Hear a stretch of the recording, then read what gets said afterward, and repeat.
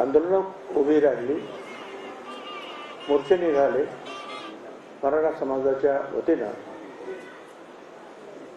मराठा समाजाला वेगळं आरक्षण देण्यासाठी आमचा कुणाचाही विरोध नव्हता, परंतु आमच्या भटक्या विमुक्त ओबीसी बांधवांच्या लेकराचा जो घास आज त्यांचा काढून घेतला जातोय त्याच्याबद्दल आम्हाला सगळ्यांना एक दुःख आहे, संताप सुद्धा आहे.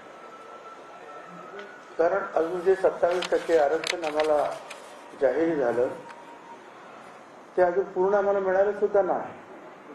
9.5% आरक्षण महाराष्ट्र सरकारमध्ये आहे.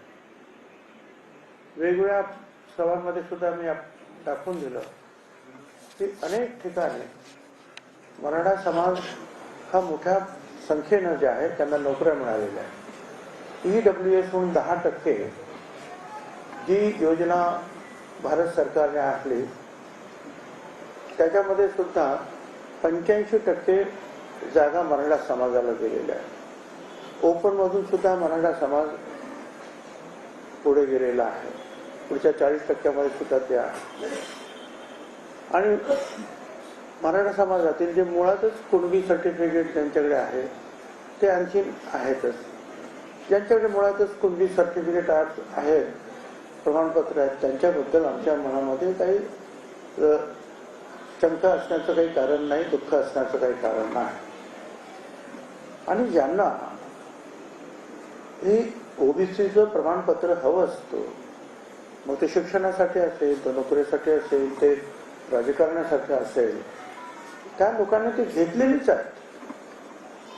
कोणी काही शांत बसलेलं नाही, त्याच्या अगोदरच सगळ्यांनी घेतलेलं आहे. तरी सुद्धा ते आहे की निजामशाहीमध्ये आमचे नावं आहेत तर त्याचा शोध घ्या म्हणून सुरुवात झाली. आम्ही सांगितलं घ्या शोध. आणि नंतर आपण पाहिलं की पण निजामशाहीतून ते सगळं आलं मराठवाड्यामध्ये सगळीकडे जा, मग सगळ्या महाराष्ट्रात घ्या, मग सगळ्या महाराष्ट्रातील मराठा समाजाला कुणबी प्रमाणपत्र द्या, मग मराठा समाजाला आरक्षण जे आहे ते ओबीसीतूनच द्या, अशा प्रकारचा जो आहे हट्ट करण्यात आला. आणि मग वेगवेगळ्या प्रसंगी वेगवेगळे GR काढण्यात आले, शासनाचे आदेश काढण्यात आले. आणि मग काल सुद्धा जो आहे हा सगळे सोयऱ्यांचा जो आहे हा सुद्धा आदेश काढण्यात आला. या सगळ्यातून झालं हे की एकीकडून आम्ही सगळं म्हणायचं की ओबीसीला धक्का लावणार नाही, आणि दुसरीकडून मात्र 54 लाख, 50 लाख, 57 लाख अशा काही नोंदी सापडल्या.